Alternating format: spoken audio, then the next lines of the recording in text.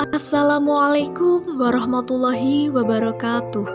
Di sini kami dari kelompok 8 mata kuliah Lembaga Keuangan Syariah dari kelas Manajemen Keuangan Syariah 3C. Pada kesempatan kali ini kami akan menyampaikan materi tentang dana pensiun syariah. Sebelumnya izinkan kami memperkenalkan anggota dari kelompok kami. Yang pertama ada Anissa Anggun Febriana dengan nomor NIM 1264062020096. Yang kedua ada Fauzan Zaki Rifai dengan nomor NIM 1264062020122. Dan yang ketiga ada Fitria Ayuning Tias dengan nomor NIM 1264062020127. Dan yang terakhir ada Lili Fitria Fatmawati dengan nomor NIM 1264062020137. Langsung saja kepada pembahasan materi yang pertama, yakni pengertian dana pensiun. Dana pensiun merupakan kontribusi berkala dari individu, pegawai, dan majikan dalam hubungannya dengan rencana pensiun dan membayarkannya kepada ahli waris individu yang pensiun.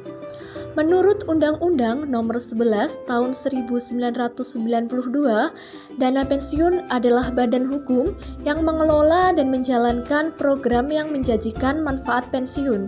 Dengan demikian, dana pensiun adalah perusahaan yang memiliki badan hukum seperti bank umum atau asuransi jiwa. Tujuan dan fungsi dana pensiun syariah. Tujuan penyelenggaraan program dana pensiun sebagai berikut. 1. Pemberi kerja atau perusahaan, yaitu perusahaan mempunyai kewajiban moral untuk memberikan rasa aman kepada karyawan terhadap masa yang akan datang karena tetap memiliki penghasilan pada saat mereka mencapai usia pensiun atau tidak produktif. Lalu, meningkatkan citra perusahaan di mata masyarakat dan pemerintah. 2. Karyawan atau peserta dana pensiun, yaitu rasa aman bagi karyawan terhadap masa yang akan datang karena tetap memiliki penghasilan pada saat mereka mencapai usia pensiun. Lalu, kompensasi yang lebih baik, yaitu karyawan mempunyai tambahan kompensasi meskipun baru bisa dinikmati pada saat mencapai usia pensiun atau berhenti kerja. 3. Penyelenggara dana pensiun, yaitu mengelola dana pensiun untuk memperoleh keuntungan, turut membantu dan mendukung program pemerintah, dan sebagai bakti sosial terhadap karyawan atau peserta dana pensiun. Jenis-jenis dana pensiun. 1. Dana pensiun pemberi kerja atau DPPK. Dana pensiun jenis ini dibentuk oleh orang atau badan yang mempekerjakan karyawan selaku pendiri untuk menyelenggarakan program pensiun manfaat pasti atau program pensiun iuran pasti bagi kepentingan sebagian atau seluruh karyawannya sebagai peserta dan yang menimbulkan kewajiban terhadap pemberi kerja. 2. Dana pensiun lembaga keuangan atau DPLK. Dana pensiun jenis ini dibentuk oleh bank atau perusahaan asuransi jiwa untuk menyelenggarakan program pensiun iuran pasti bagi perorangan, baik karyawan maupun pekerja mandiri yang terpisah dari dana pensiun pemberi kerja. Peserta perorangan meliputi pekerja formal dan informal serta profesional dari berbagai kalangan dan profesi dengan usia minimal 18 tahun atau sudah menikah. Ada banyak varian produk DPLK yang ditawarkan oleh bank atau lembaga asuransi. Varian ini merupakan kemana nantinya dana DPLK tersebut diinvestasikan sesuai dengan pilihan peserta DPLK. Beberapa pilihan diantaranya yaitu 1A. Pasar uang, yaitu dana akan diinvestasikan ke instrumen pasar uang seperti SBI. B. Surat berharga, dana akan diinvestasikan ke dalam surat berharga seperti obligasi. C. Saham, yaitu dana akan diinvestasikan ke instrumen saham. C. Campuran, yaitu dana akan diinvestasikan ke instrumen campuran dari masing-masing kategori investasi di atas. Masing-masing varian di atas memiliki potensi keuntungan dan kerugian yang berbeda-beda. Jadi para calon peserta DPLK atau investor harus mengetahui profil risiko sebelum memilih produk. 3. Dana pensiun lembaga asuransi kesehatan. Sebuah dana pensiun yang dibentuk oleh bank atau perusahaan asuransi jiwa untuk menyelenggarakan program pensiun iuran pasti bagi perorangan, baik karyawan maupun pekerja mandiri yang terpisah dari dana pensiun pemberi kerja bagi karyawan bank atau perusahaan asuransi jiwa yang bersangkutan. Beberapa lembaga yang menyelenggarakan dana pensiun dan bersifat wajib sesuai dengan UU antara lain BPJS Ketenagakerjaan untuk pekerja swasta, PT Taspen atau Persero untuk pensiunan ASN, dan PT Asabri atau Persero untuk para purnawirawan TNI Polri. Manajemen kekayaan dana pensiun. Akumulasi kekayaan yang diperoleh akan dipergunakan untuk membayar manfaat dana pensiun dan biaya administrasinya. Penggunaan secara produktif atas kekayaan dana pensiun akan mengurangi biaya langsung suatu program pensiun, manfaat pasti, dan meningkatkan manfaat pensiun yang dibayarkan bagi program pensiun iuran pasti. Kekayaan dana pensiun dan keunggulannya untuk meningkatkan penghasilan investasi di masa yang akan datang merupakan sumber utama terjaminnya pembayaran manfaat pensiun. Strategi dan kebijaksanaan investasi pada pengelolaan dana pensiun biasanya tertulis oleh manajer investasinya secara periodik yang akan dirubah sesuai dengan keadaan perekonomian dan perkembangan pasar modal ataupun disesuaikan dengan peraturan pemerintah. Pokok-pokok kebijaksanaan investasi suatu dana pensiun mencakup komponen diantaranya tingkat keuntungan, risiko cadangan, likuiditas, dan diversifikasi. Bentuk-bentuk investasi pada perusahaan atau lembaga dana pensiun biasanya dapat berupa berbagai bentuk, bebas dan tidak dibatasi oleh ketentuan-ketentuan yang ditetapkan oleh lembaga pengawas.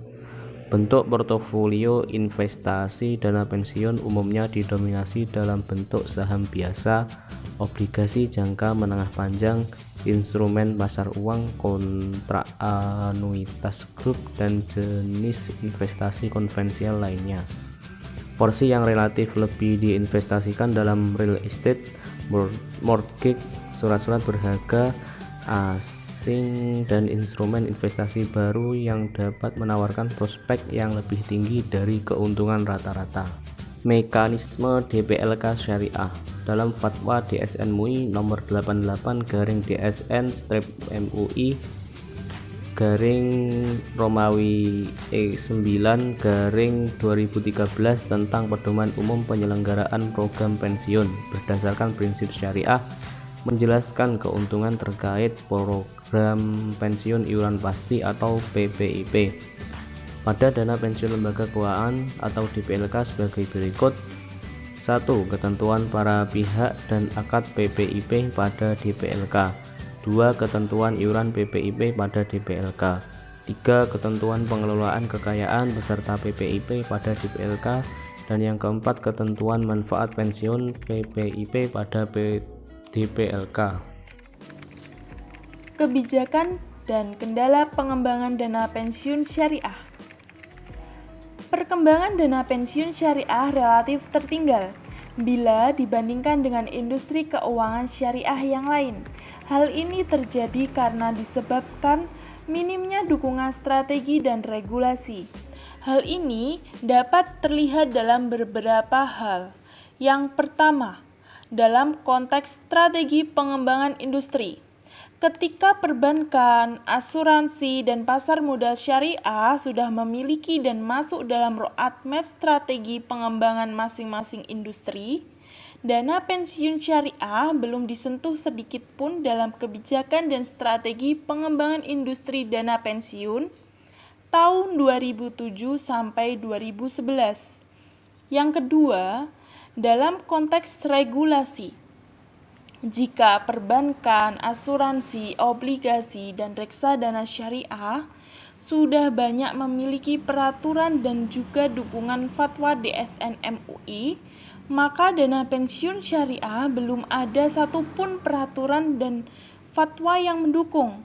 Sehingga regulasi sebagai kerangka operasional dana pensiun syariah hanya mengacu pada peraturan dana pensiun yang umum dan fatwa MUI yang juga umum, tidak bersifat khusus dan mendetail. Yang ketiga, ketentuan investasi langsung dalam Undang-Undang Nomor 11 Tahun 1992 tentang dana pensiun. Selama ini, dana pensiun lembaga keuangan atau DPLK Syariah mengeluhkan tentang produk investasi terikat atau mudharabah muqayyadah atau restricted investment yang berpotensi besar, tidak dapat dimasuki oleh DPLK Syariah. Oleh karena itu, instrumen investasi dana pensiun syariah perlu dimasukkan ke dalam revisi Undang-Undang Dana Pensiun. DPLK Syariah memerlukan regulasi itu untuk memperluas instrumen investasi yang sesuai dengan karakternya. Terima kasih telah menyimak video pembelajaran dari kelompok kami. Apabila ada kurang lebihnya kami mohon maaf. Wassalamualaikum warahmatullahi wabarakatuh.